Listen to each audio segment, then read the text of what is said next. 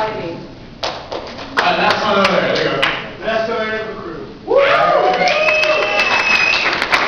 Okay, so I'm being told that they want to keep me out, right? I only have a few minutes.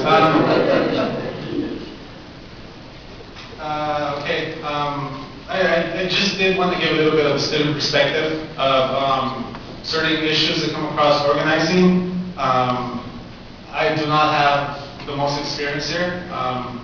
I'm sure a lot of us can relate, maybe a lot of us are new to this, and really it's time for us to speak out and say something because we're just pissed off, right? And I just wanted to point out maybe a few different issues a lot of us student organizers may come across, one of them being, say, our student government. How many here are the students, how many here have issues in regards with proper representation of your student governments? There you go. And so, I mean, it really now comes to the question whether how legitimate are our student governments, and for us to be able to question, you know, is student government really just an extension of administration? You know, these are very important things we got to look at when it comes to what obstacles we have and what issues we have as far as having somebody listen to what we're trying to get from our university. It's supposed to be our university, right? And so, if these institutions are not listening to us, then we really have to question their legitimacy. And that's something very important. And I just feel that, you know, this generally is a meeting for college students to come together, but it's highly important to not just exclude college students.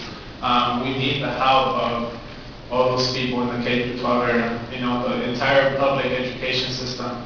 We need to reach out to the workers, to the community. That's something that everybody here has.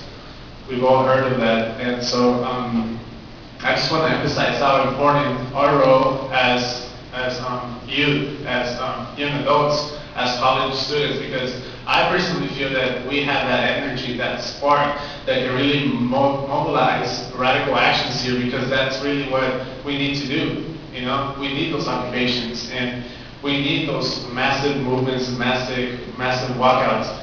We need to figure out different ways, different strategies for us to do this, but I only have a few minutes, and with the idea of really questioning the legitimacy of these administrations and these institutions, I just want to read a document that was put together by a group of faculty.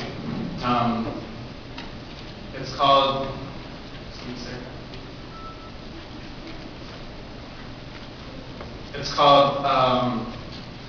the Faculty Invisible Committee. Who it is, we do not know. That's not the point.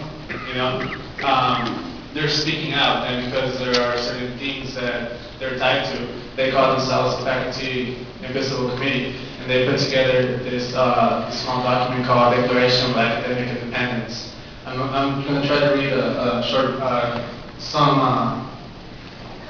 a little bit from it, and so you guys can see the idea of what their call for action is. And it says, within the life of a university, it becomes necessary for students, staff, and faculty to dissolve the political bands that connect them to a scrupulous class of administration, and to assume among fellow citizens the equality and freedom guaranteed to all persons by the law of nature.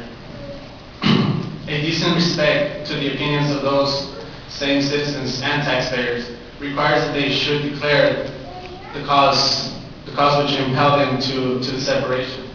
We hope these academic truths to be self-evident, that concerning governance, all members of the university are equal, that staff, students, and faculty are endowed with reason and thus with equal rights, and that among these rights are life, liberty, and full participation in decisions concerning the university.